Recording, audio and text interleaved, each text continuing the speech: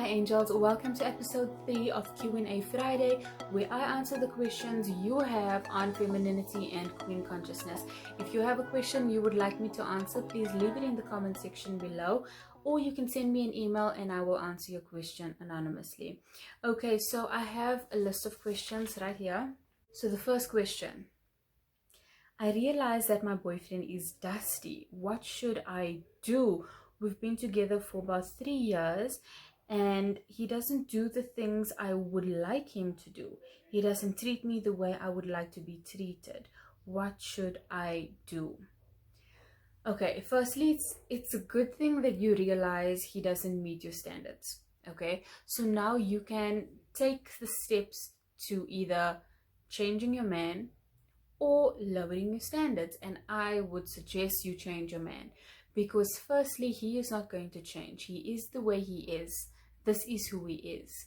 Okay, and you didn't realize he was dusty because you were not aware of that information at the time when you got together, I presume. Okay, so firstly, now that you are aware of it, that's a good thing. The second thing is to decide if you want to stay with him or not. If you are going to stay with him, you need to understand and accept that his behavior is not going to change. You are together for 3 years already and he hasn't changed in that 3 years. So even if you call his behavior out, even if you tell him, you know what, I accept a higher standard, I want this instead of that, I want you to do these things, I want you to open the door for me. For example, I want you to treat me better, I want you to buy me flowers, I want you to do all these things. Even if you tell him that, it's not to say that he's actually going to do it. So you can do one of two things. You can either leave him and find someone who is going to do that and treat you better, or you can tell him what you want and what you expect of him and what you expect of the relationship. Give him space to actually do the things that you are requiring of him, and then you can evaluate at a later stage. If he is still not doing the things that you are requiring of him, once you've spoken to him about it, you've given him your expectations, you've given him time to actually do the things that you require him to do, and he's still not coming up or doing what you need him to do to make you fulfilled in that relationship, then unfortunately you're not going to get that from that relationship, and you need to seriously consider moving on. Another thing you need to consider is that this might trigger you, it might upset you, but you also need to be worthy of the type of behavior that you are expecting. Okay, so if you want somebody to treat you like a lady, you need to act like a lady. If you want somebody to be a provider and a protector, and if you want a high value man, you need to be a feminine, queen conscious, high value woman. Okay, so it works hand in hand. You cannot want something on the one hand and then give completely opposite vibes that are not going to attract what you want. Okay, essentially we attract who we are, and we attract the vibes we give off. So if you are wanting somebody to do these things for you and act a certain way, you also need to do certain things and act a certain way to want that to come to you and also to be deserving of that. Okay, not that you don't deserve to be treated well, but what I'm saying is certain behaviors attract a certain type of man, and a certain type of man has a certain type of behavioral pattern. So you need to identify what is within you and what are you attracting because of what is within you. The next question is, I always end up in bad relationships. Will being more feminine change that? Girl, femininity is not a bandage that you put over a bad relationship and then everything is fixed.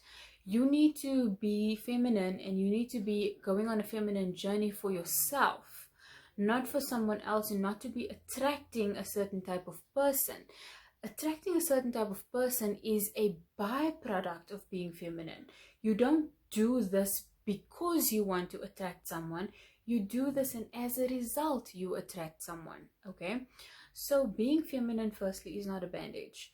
You're not going to put this femininity thing over as a bandage and expect everything to change. It doesn't work that way.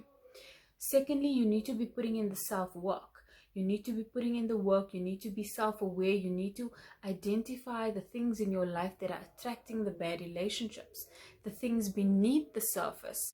Once you've identified those things, you can put in the work to change it, to change your situation, to change your circumstances, to change the type of people you're attracting in your life, to change the type of relationships you're attracting in your life. It all begins with self-awareness, okay? Also, stop looking for relationships. This is another thing maybe that's causing you to attract bad relationships. You are desperate. You are putting out desperate vibes. You are looking for a relationship instead of using that time to work on yourself. Putting your self-work in is going to give you the best return on investment. Investing your time and your money in yourself. Investing in your appearance, in your mental health, in your emotional health, in your finances, in your everything that is going to elevate you and make you a better version of yourself. As a result, you will attract somebody who has the same kind of mentality, that does the same thing for him. He puts in his self-work. He takes care of himself physically, mentally, emotionally, financially. So as a result, you will find a match, a partner who mirrors the kind of life that you love. Okay? And lastly, if you want to attract a high-value man, you need to be a high-value woman. So I've made a video on how to be a high-value woman. I will link it in the description below and also up here, so you can watch that video, and maybe it can help you to cultivate more of those mannerisms, characteristics, and traits that you need to attract a high-value man. Okay, so those are the only questions I have for you today. Join me next Friday for another episode of Q&A Friday, where I answer your questions. Don't forget, leave your questions in the comment section below. Also subscribe by clicking this round icon right here. So thank you for watching, and I'll see you next time. Bye.